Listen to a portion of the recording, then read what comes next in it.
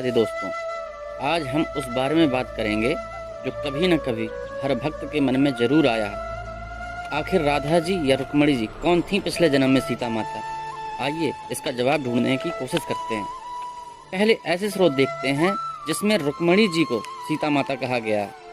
दोस्तों, विष्णु पुराण सबसे बड़ा पुराण है। यहाँ तक कि लक्ष्मी स्तुति स्रोत और सहस्त्रनाम में उल्लेख मिलता है कि माता रुक्मणी ही पिछले जन्म में माता सीता थी। महाभारत में उनके पूर्व जन्म में माता सीता का उल्लेख किया गया है। लक्ष्मी तंत्र और वेंकटेश वैभवम और आदि शंकराचार्य भगवती वाहम रुक्मणी माता को पूर्व जन्म में सीता माता बतलाते हैं। स्कंद पुराण और रुक्मणी शास्त्र में, जो कि स्कंद पुराण का ही एक हिस्सा है, इसमें भी पूर्व जन्म में सीता माता के रूप में वर्णन किया गया है। अगर हम भक्ति की बात करें तो त्यागराज कीर्तन, यहाँ तक कि तुकाराम जी ने श्री रुक्मणी जी को साक्षात सीता जी बतलाया है। रामानुजमचार्य ने भी श्री कृष्ण की पत्नी रुक्मणी जी को सीता जी का अगला जन्म बताया है। अब देखते हैं कि इसमें पद्म पुराण क्या कहते हैं। पद्म पुराण के उत्तराखंड के पद को देखते हैं कि रुक्मणी जी को पिछले जन्म सीता होने का और श्री राम की संगिनी होने का उल्लेख किया गया है।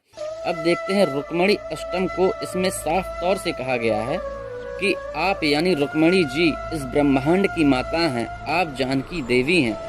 जानकी अर्थात सीता माता।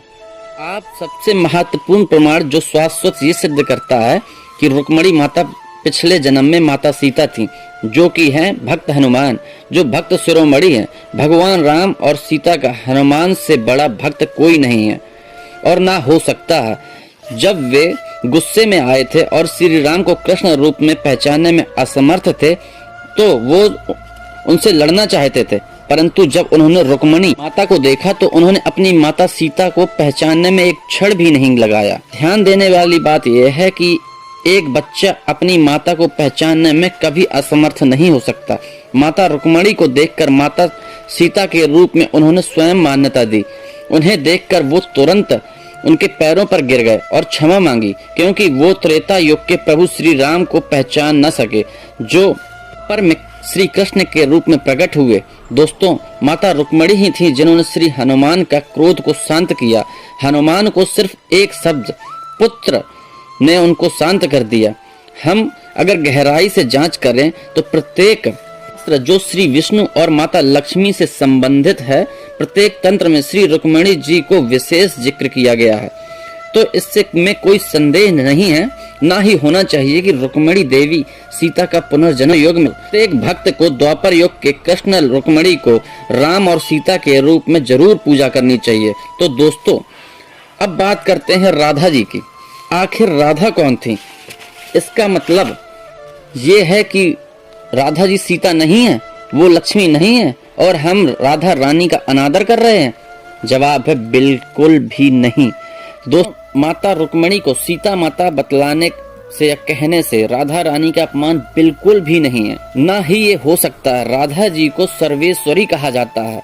कई किताबों में एकलेश्वरी अर्थात एकमात्र सर्वोच्च देवी या सभी देवी देवताओं का एकमात्र स्रोत बताया गया है। कई पुस्तकों में उन्हें सर्वलक्ष्मी से भी वर्णित किया गया है। कई किताबों और भक्तों द्वारा यह भी माना जाता है कि राधा रानी से ही हजारों श्री लक्ष्मी का जन्म हुआ है। राधा रानी स्वयं लक्ष्मी स्वरूपा मानी जाती हैं। इसलिए ये सोचना पूरी तरीके से निराधार है कि राधा रानी जी सीता नहीं हो सकती। असल में राधा जी और रुक्मणी जी एक ही हैं, क्योंकि राधा कृष्ण को एकल रूप में दर्शाते हैं, अर्थात श्री राधा जी स्वयं कृष्ण की मूल ऊर्जा हैं। हालांकि कई विद्वान इसमें बहस करते हैं कि पिछले जन्म में सीता थी या रुक्मणी। विरह के आधार पर राधा जी को सीता जी की संज्ञा दी जाती है।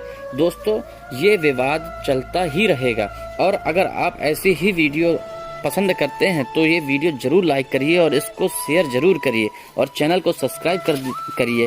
ऐसी ही रोचक जानकारियाँ आपको देते रहेंगे और बोलते रहिए राधे राधे।